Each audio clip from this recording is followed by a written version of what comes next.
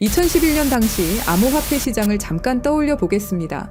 비트코인은 세상에 막 알려지기 시작했지만 그 생태계는 아직 미숙했습니다.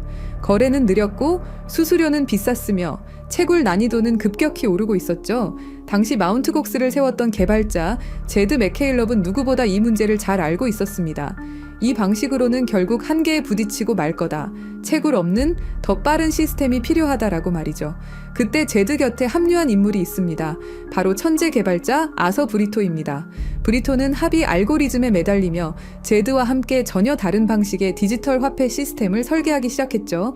여기에 아서 브리토의 적극 추천으로 또 한 명의 인물이 리플 개발에 참여합니다. 지금 리플의 기술 개발 총괄 데이비드 슈워츠죠. 그는 NSA 계약 엔지니어 출신으로 암호학과 보안 분야의 전문가였습니다. 슈워츠가 합류하면서 그들의 설계는 급격히 구체화됩니다. 이들은 마치 비밀 연구팀처럼 숨어서 새로운 금융 네트워크의 원형을 만들어갔습니다. 훗날 세상이 XRP 레저라 부르게 될 그 시스템이 바로 이때 태동한 것입니다. 하지만 문제는 분명했습니다. 뛰어난 기술만으로는 세상을 바꿀 수 없다는 것. 은행, 규제, 그리고 거대한 자본을 뚫을 수 있는 비즈니스 두뇌가 필요했죠. 여기서 크리스 라센이 등장합니다. 실리콘밸리 금융권에서 이미 입지를 다진 그는 이 기술의 잠재력을 곧바로 알아보았습니다. 라센은 회사를 오픈코인이라는 이름으로 세우고 거대한 자금을 끌어옵니다. 그때 당시 초기 투자자 명단은 지금 봐도 놀라운데요. 피터 틸의 파운더스 펀드, 안드리센 호로위츠, 구글 벤처스, 실리콘밸리의 가장 무거운 돈줄들이 이 새로운 프로젝트에 베팅한 겁니다. 이 순간 단순한 암호화폐 실험은 글로벌 금융 질서를 흔들 계획으로 변신하게 됩니다. 그러나 내부의 균열이 곧 그 모습을 드러내게 되는데요. 초기 발행된 1000억 XRP, 그 대부분이 회사와 창립자들에게 배분된 사실이 알려지면서 사전 채굴 논란이 불거졌죠. 이 와중에 제드와 라센은 방향성을 두고 충돌합니다. 제드 맥케일럽은 탈중앙, 공정한 시스템으로 가야 한다는 입장이었고 크리스 라센은 은행과 손잡고 제도권을 장악해야 한다라는 입장이었죠. 갈등은 결국 파국으로 치닫습니다. 제드는 회사를 떠나게 되고 스텔라라는 새로운 프로젝트를 씁니다. 그리고 이때 한 인물이 조용히 그림자 속으로 사라집니다. 바로 천재 개발자 아서 브리토였습니다. 그는 공개적인 갈등에 끼지 않았습니다. 대외적으로 모습을 드러내지도 않았습니다. 은둔형 천재라는 말 그대로 회사 전면에서 흔적 없이 사라져버린 겁니다. 남은 건 크리스 라센과 데이비드 슈워츠. 이들은 회사를 재정비해 리플을 은행과 연결시키는 데 집중했습니다. 미국, 유럽, 일본의 은행들이 파일럿 프로젝트를 돌리기 시작했고 리플은 곧 비트코인과는 다른 제도권을 위한 암호화폐라는 이미지를 얻게 됩니다. 하지만 그와 동시에 여러 이야기들이 리플의 주변을 맴돌았죠. 리플은 사실 NSE와 연결돼 있다. 미국이 스위프트를 대체하기 위해 민간 프로젝트로 리플을 밀고 있다. 트럼프 캠프와도 로비를 시도했다. 사실 여부는 확인되지 않았지만 리플이 너무 일찍부터 글로벌 은행망과 연결된 건 부정할 수 없는 사실이었습니다. 그러던 중 2020년 드디어 미국 증권거래위원회 SEC가 칼을 빼듭니다. XRP는 미등록 증권이다. 리플은 소송에 휘말리며 벼랑 끝으로 몰립니다. 코인베이스를 비롯한 주요 거래소들이 XRP를 상장 폐지했고 가격은 폭락했습니다. 투자자들은 공포에 휩싸였죠. 그러나 리플은 끝내 버텼습니다. 2023년 법원은 중요한 판결을 내립니다. XRP 자체는 증권이 아니다. 리플은 이 판결을 통해 다시 숨을 돌리게 됩니다. SEC와의 전쟁을 마무리한 리플은 곧 새로운 전략을 내놓습니다. 스테이블 코인 RLUSD, 실물자산 토큰화 RWA, 이제 리플은 단순 송금을 넘어 부동산, 국채, 머니마켓 펀드까지 블록체인 위에 올리는 금융 인프라 기업으로 성장하기 시작했습니다. 그리고 바로 여기서 다시 한번 한 이름이 등장합니다. 아서 브리토. 오랫동안 그림자 속에서 자취를 감췄던 그가 이제 다시 XRP 레저 개발에 조용히 참여하며 리플이 그리는 새로운 금융세계의 설계도에 합류한 겁니다. 리플의 이야기는 단순한 암호화폐의 역사가 아닙니다. 제드가 씨앗을 뿌리고 브리토와 슈워츠가 기술을 완성하며 라센이 세상에 드러내고 수많은 갈등과 음모론 그리고 SEC와의 전쟁까지 겪어낸 스토리가 있는 기업이죠. 그리고 지금 사라졌던 창립자 아서 브리토가 다시 돌아왔습니다. 7년 만에 다시 돌아온 이유는 무엇 때문일까요? 2011년 세상에 공개된 리플의 백서, 그 백서를 쓴 인물 바로 아서 브리토입니다. 대부분의 사람들은 그를 그냥 리플 창시자 혹은 뛰어난 개발자쯤으로만 알고 있죠. 하지만 그의 진짜 정체를 알게 되면 아마 소름이 끼칠지도 모릅니다. 아서 브리토는 철저히 베일에 쌓인 인물입니다. 리플의 공동 창립자이자 핵심 개발자였지만 그의 얼굴을 본 사람조차 거의 없습니다. 지금도 연락이 닿는 건 극소수 리플의 초기 개발팀 정도라고 알려져 있죠. 그런데 여기서부터 이야기는 이상하게 흘러갑니다. 브리토는 과거 미국 국방부 산하 첨단기술연구소인 다르파와 협력했고 심지어 NSA, 미국 국가안보국의 자문위원으로도 활동한 경력이 있다는 겁니다.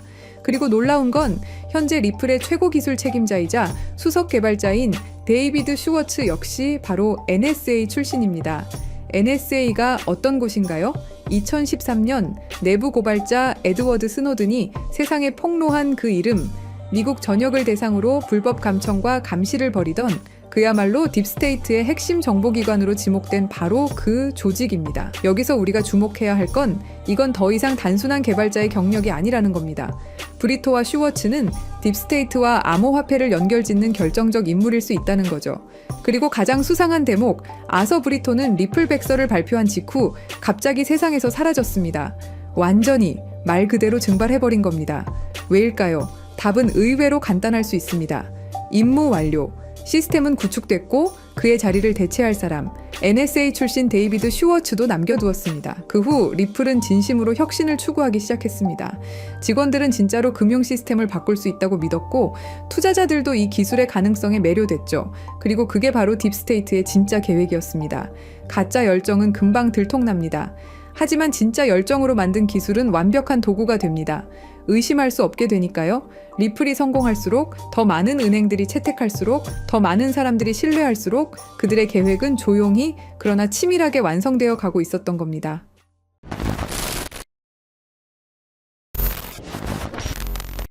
사실 리플의 구조는 처음부터 뭔가 이상했습니다. 리플은 RPCA라는 방식으로 거래를 처리합니다. 쉽게 말해 전체 검증자 중 80%가 오케이 해야 거래가 승인되는 구조죠. 그런데 여기서 중요한 개념이 있습니다. 바로 UNL. 이게 무슨 말이냐면 믿을 수 있는 검증자 리스트를 따르는 구조라고 보시면 됩니다. 문제는 그 리스트를 누가 정하느냐는 거죠. 바로 기존 권력자들이 정합니다. 새로 들어오고 싶다면 허락을 받아야만 들어올 수 있습니다. 겉보기엔 마치 모두가 자유롭게 참여하는 개방된 시장 같지만 속을 들여다보면 결국 소수의 권력자들만 투표하는 시스템이죠. 국민 투표합니다 라고 해놓고 미리 짜인 대표들만 투표권을 갖고 있는 구조와 다를 바 없는 겁니다. 이 구조 자체가 딥스테이트가 설계한 통제 시스템일 가능성이 있다는 게 저의 생각입니다. 그리고 딥스테이트는 리플에게 계획적으로 시련을 주는데요. 바로 SEC의 소송이죠. 여기서 잘 한번 생각해 보시면 SEC는 수천 개가 넘는 코인들 중에 왜 하필 리플에게 소송을 걸었을까요? 이건 단순한 규제가 아니라 치밀하게 짜여진 스토리일지도 모릅니다. 리플은 정부와 맞서 싸우는 암호화폐다라는 이미지를 심어주는 거죠. 그래야 사람들에게 리플은 정부와 싸우는 코인이다라는 이미지를 심을 수 있으니까요. 그리고 여러분도 아시다시피 리플의 승리로 인해서 정부를 이긴 영웅처럼 포장되죠. 그렇다면 딥스테이트는 이 모든 시나리오를 어떤 힘이 있길래 가능하게 할 수 있었던 걸까요?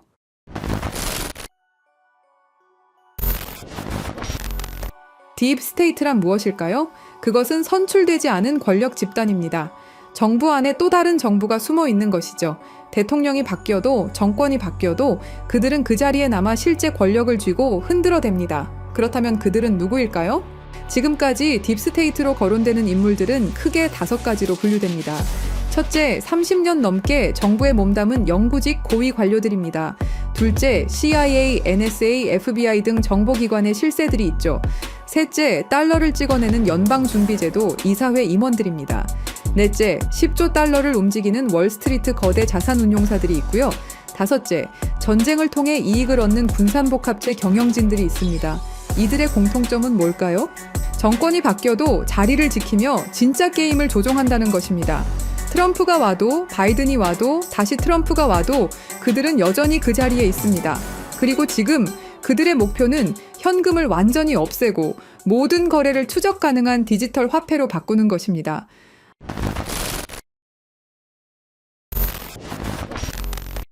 딥스테이트의 궁극적 목표는 현금을 완전히 없애고 모든 거래를 통제 가능한 디지털 화폐로 바꾸는 것입니다. 바로 CBDC 말이죠. CBDC가 왜 무서운지 설명드리자면 이건 단순한 디지털 화폐가 아닙니다. 디지털 감옥이라는 표현이 정확하죠. 모든 거래가 실시간으로 추적되고 정부가 마음대로 통제할 수 있습니다.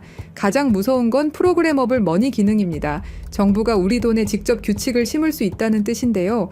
한국은행에서 실제로 공개한 예시를 보시면 CBDC를 사용할 경우 자녀 용돈 10만 원 중 2만 원은 오락비, 3만 원은 식비, 5만 원은 도서비로만 사용 가능하게 설정할 수 있다고 설명하죠.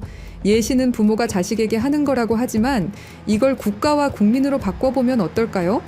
정부가 우리의 돈 사용처를 직접 정할 수도 있다라는 거죠. 일본 제품 사지 마라, 특정 지역에서만 써라, 3개월 후에는 자동으로 없어진다 같은 기능이 가능하다라는 겁니다. 상상만 해도 끔찍하죠. 그런데 이게 이미 현실이 된 곳이 있습니다. 바로 중국이죠. 중국의 사회 신용 시스템은 10억 대의 CCTV로 실시간 감시하면서 구매 내역 하나하나로 점수를 매깁니다.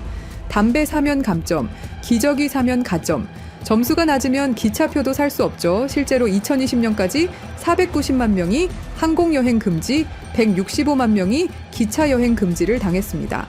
CBDC가 도입된다면 이런 일이 전 세계로 확산될 것이 분명하고요. 그렇게 된다면 모든 거래 실시간 추적, 언제든 계좌 동결 가능, 사용처를 정부가 제한, 돈의 유통기한 설정, 개인 신용점수에 따른 차별이 가능해지게 됩니다. 이게 딥스테이트가 100년 동안 꿈꿔온 완전 통제사회죠.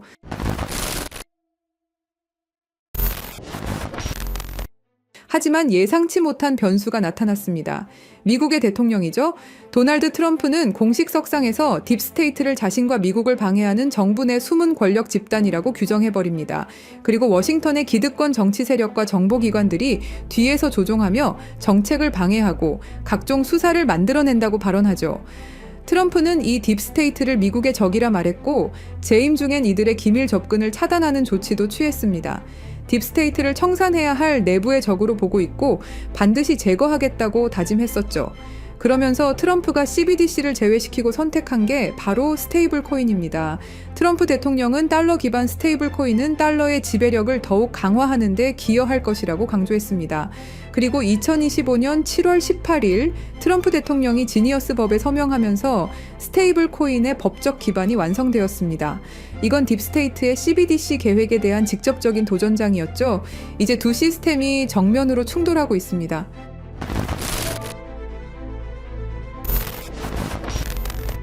그래서 저희 팀은 지금 이 상황을 기회로 바꾸려고 합니다. 리플은 CBDC에 관련된 모든 프로젝트를 중단했고 공식 홈페이지에서 전면에 내세우던 CBDC 파트너십은 삭제됐죠. 그리고 스테이블 코인을 출시했습니다. 트럼프 정부의 반 CBDC 정책으로 인해서 딥스테이트의 계획은 당분간 조용히 때를 기다릴 것으로 예상됩니다. 하지만 이게 끝이 아닙니다. 오히려 스테이블 코인 시장으로의 대대적인 자금 이동이 시작될 것이다 라는 판단입니다. 크립토 퀀트에 따르면 달러 기반 스테이블 코인 시장은 지난 1년간 46% 성장했고 세계 최대 스테이블 코인 발행사 테더는 작년에만 130억 달러, 한화로 19조 원의 순이익을 기록했습니다. 그리고 글로벌 투자은행 번스타인은 스테이블 코인 시장이 내년까지 5천억 달러에 도달할 것으로 전망했죠. 이건 지금 시장 대비 4배 이상의 성장을 의미합니다. 그렇다면 스테이블 코인 급성장 시 최대 수혜주는 어떻게 될까요?